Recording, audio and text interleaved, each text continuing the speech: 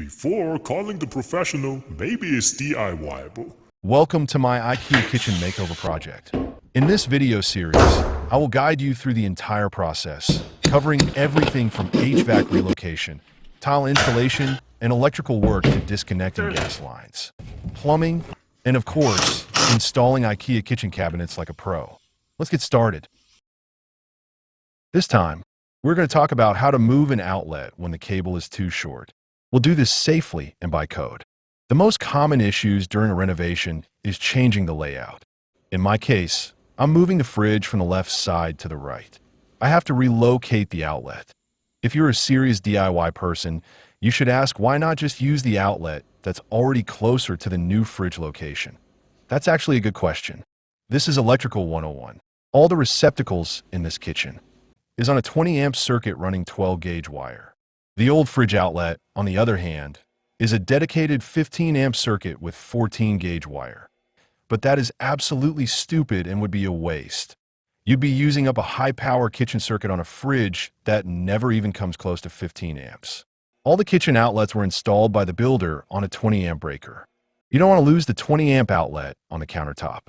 There is another way.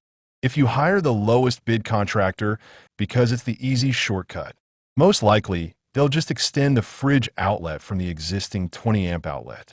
The problem is, if you plug an air fryer into that same circuit, both the fridge and the air fryer can trip the breaker. I will show you the proper way to do it. Our goal is to move the 15 amp receptacle from the left side to the right. Running the wire behind the drywall through the stud is not too difficult. Because this wall faces the outside, we always have insulation and a vapor barrier. Open them up and run the cable through the insulation, drill your holes in the stud, and pull the Romex through. It's very easy. When you reach the corner, drill from both sides and pull the wire. Installing a 15 amp receptacle is too easy. I'm not going to show you. What I want you to pay attention to is resealing the vapor barrier. This step is extremely important. Use plenty of sheathing tape. I am using the red color brand called Tuck Tape. Make sure there are absolutely no gaps. Otherwise, you will end up with condensation and mold during the winter. This is a high-quality DIY installation, as good as professional work.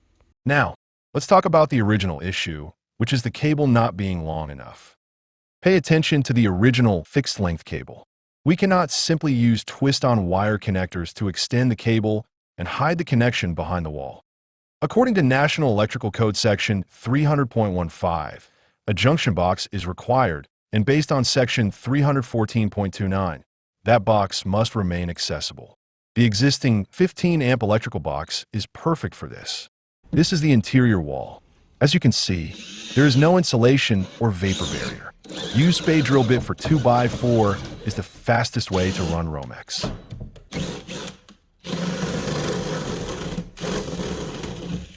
This is the new cable we just ran, and that is the original fridge outlet. If we simply use this as an accessible junction box, it is a waste. Indeed, we can use this as a 20 amp outlet, while the fridge cable only uses this box for junction purpose to satisfy the code. Similar to what we had earlier, the existing 20 amp cable has a fixed length and cannot be easily extended. The trick is to use the existing light switch on the other side of the wall, because that gives us enough cable length to work with. This allows us to use that box as a junction point. Then we can run a new 12 gauge Romex to the old fridge receptacle and convert it into a proper 20 amp outlet. To give you a better visual, that is the original 20 amp box. We're going to remove that box, strip the wires, and feed them into the box on the other side of the wall. After opening the light switch, we push the incoming cable through. Now, this is the new Romex in 12 gauge, and we are feeding it in from the bottom. Black to black, white to white, green to ground. I will not go into details.